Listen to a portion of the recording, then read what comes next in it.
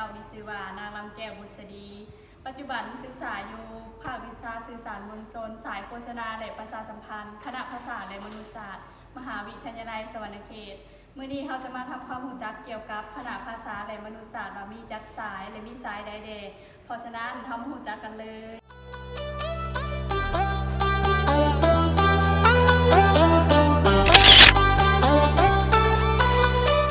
และตอนนี้เราก็มาอยู่ต่อหน้าของคณะภาษาและมนุษยศาสตร์แล้วเนาะซึ่งจะเป็นจังไดนั้นเรามาทำความรู้จักกันเลย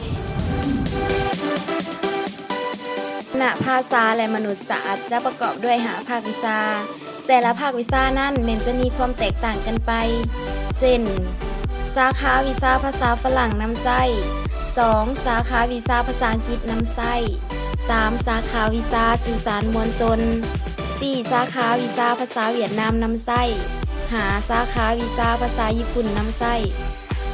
สำหรับภาษาฝรั่งนำไส้นั่นจะเน้นศึกษาเกี่ยวกับทักษะพื้นฐานภาษาฝรั่งให้คล่องแคล่วเช่น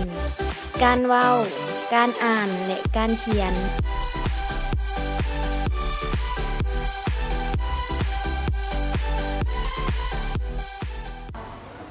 Bonjour tout le monde, je m'appelle Thibaudot Kosari.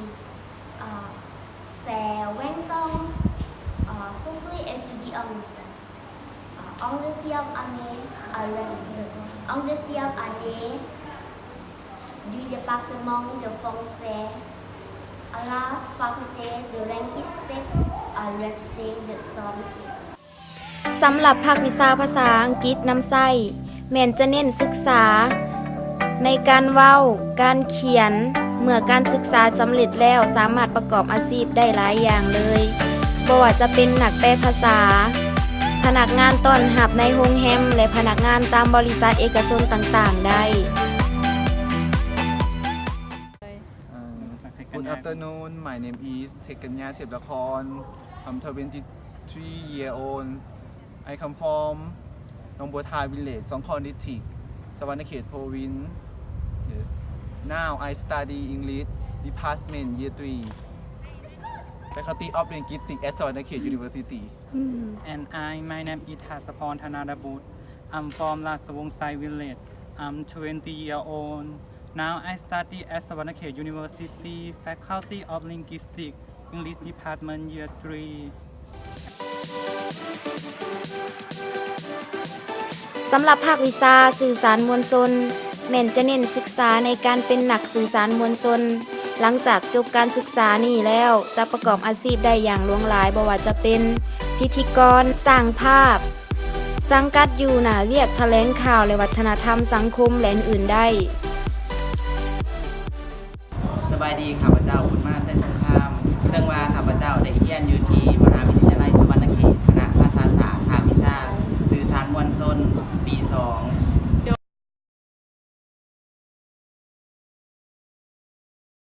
โดยสำหรับตัวน้องเองจึงตัดสินใจมาเรียนสายนี้ก็คือว่าสายนี้นะหลังจากที่ว่าเรียนจบแล้วมันจะมีบทห้องทับในการเฮ็ดเวียกโดยซึ่งว่าในการเฮ็ดเวียกนั้นมันจะบรรจุเขาได้หลายหน่วยงานเพราะว่าจะเป็นทางของการแถลงข่าววัฒนธรรมและท่องเที่ยวทั้งทางภาคหรือว่าบริษัทก็สามารถห้องทับได้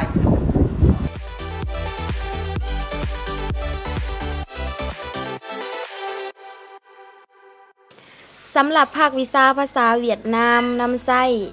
แม่นจะเน้นศึกษาเกี่ยวกับทักษะพื้นฐานการเว้าการอ่านและการเขียนให้ได้คล่องแคล่วเรียนไหลในแบบของภาษาเวียดนาม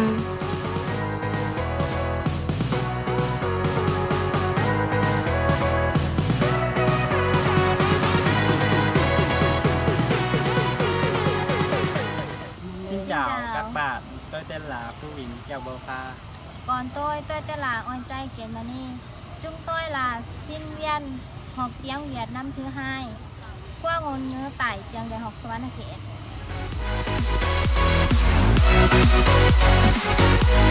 สำหรับภาควิชาภาษาญี่ปุ่นนำไส้